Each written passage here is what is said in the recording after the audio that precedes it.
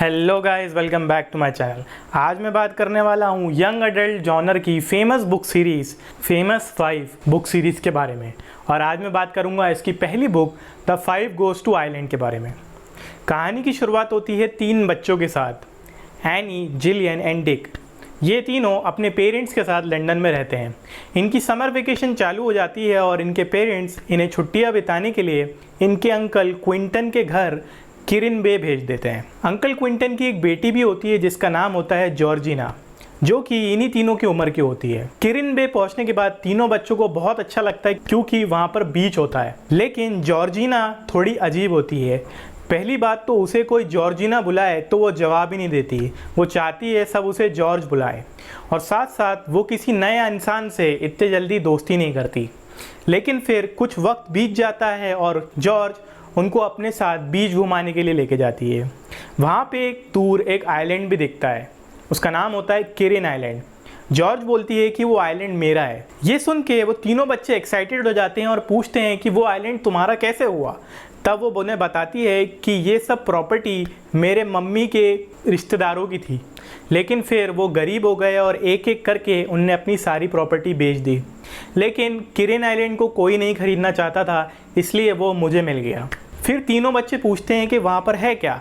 तब वो उन्हें बताती है कि उसके ग्रेट ग्रेट ग्रैंडफादर एक सेलर थे और उनका ये एक जहाज़ है वहाँ पर जो पानी के नीचे फंसा हुआ है। लोग बताते हैं कि आज से कई साल पहले वो अपने साथ सोना लेके आ रहा था, लेकिन फिर वो तूफान में फंस गया जिस कारण से वो पानी के नीचे फंसा रह गया। लेकिन वो सोने का क्या हुआ आज तक किसी को नहीं पता। कई सारे डाइवर्स ने पानी के अंदर जाके उस जहाज़ की तलाशी ली, लेकिन उन्हें कुछ भी पता नहीं चला। इसके बाद ये तीनों उस आइलैंड पे जाने की ज़िद करने लगते हैं, जिस पे जॉर्ज बोलती है कि वो अपने साथ अपने एक दोस्त को भी लेके जाएगी जिसका नाम है टिमोथी। और इसके बारे में घर में किसी को भी नहीं पता क्योंकि वो नहीं चाहते कि जॉर्ज उससे दोस्ती रखे। तीनों को लगता है कि टिमोथी कोई फिशरमैन का बेटा होगा, लेकिन असल में वो एक डॉग होता है। फिर अगले दिन ये पांचों बोट की मदद से उस आइलैंड पे पहुंचते हैं। तभी वहाँ का मौसम बिगड़ जाता है और आंधी तूफान आने लगता है। फिर इन्हें आइलैंड की दूसरी तरफ एक अजीब सी चीज़ दिखती है। जॉर्ज बोलती है कि ये अजीब सी चीज़ ही मेरे ग्रेट ग्रैंडफादर का जहाज़ है जो कि पानी के नीचे फंसा हुआ था, लेकिन आज इसका मौसम इस तरीके से हुआ है इसलिए ये पानी के ऊपर आ गया। उसके बाद ये सारे के सारे उसकी तलाशी लेने के लिए चले जाते हैं। अंदर उन्हें एक कबर्ड मिलता है जिसके अंदर कैप्टन का कुछ सामान रखा होता है, साथ साथ एक बॉक्स होता है। वो बॉक्स के अंदर होता है किरिन आइलैंड का मैप, जिसमें किरिन आइलैंड का जो कैसल होता है उसकी पूरी अंडरग्राउंड ड्राइंग्स होती हैं। कौन सा खुफिया रास्ता है, कौन सा दरवाज़ा कहाँ खुलता है, ये सारी चीज़। वहीं पे एक वर्ड लिखा होता है इग्नॉट्स। एनी बोलती है कि इग्नॉट्स का मतलब उस टाइम पे होता था गोल्ड्स, और ये वही जगह होगी जहाँ सोना छुपा होगा। एनी फिर जल्दी से वो मैप को ट्रेस कर लेती है। उसके बाद वो बॉक्स को लेके अपने साथ घर आ जाते हैं, लेकिन क्विंटन ये देख लेता है और वो बॉक्स उनसे छीन लेता है। अगले दिन न्यूज़पेपर में खबर छप जाती है कि कई सालों बाद अजीबोगरीब तरीके से एक जहाज़ पानी से बाहर आ गया। किरिन आइलैंड फिर टूरिस्ट हब बन जाता है और लोग दूर दूर से वहाँ पर घूमने के लिए आने लगते हैं। और तभी क्विंटन को एक आदमी वो बॉक्स खरीदने का ऑफ़र करता है और क्विंटन वो बॉक्स बेच देता है और बोलता है कि वही आदमी अब मुझसे किरिन आइलैंड खरीदने की भी बात कर रहा है और वो वहाँ पे होटल बनाना चाहता है।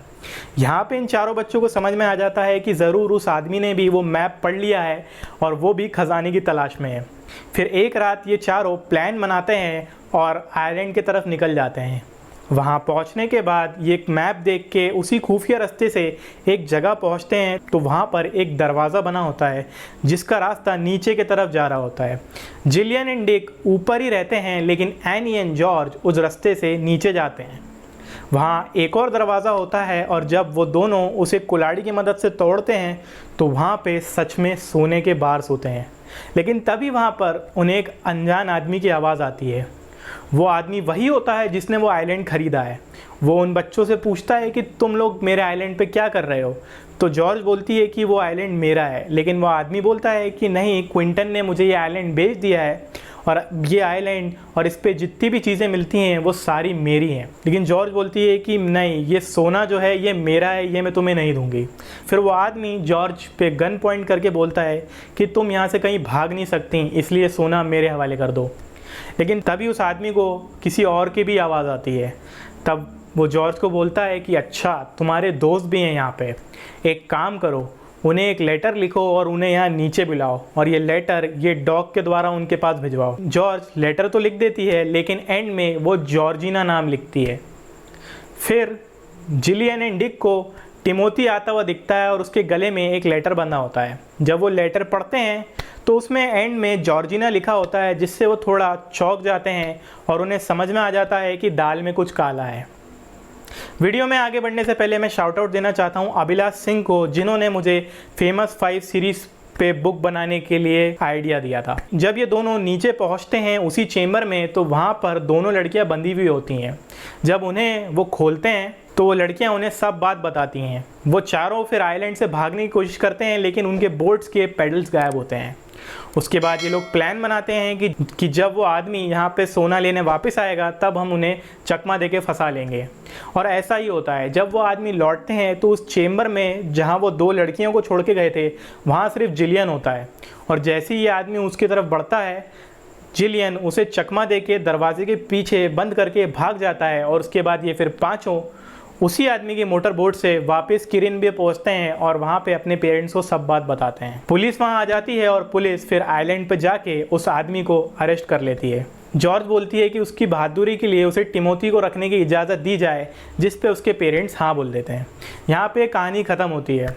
आपको कहानी कैसी लगी कमेंट सेक्शन में बताना।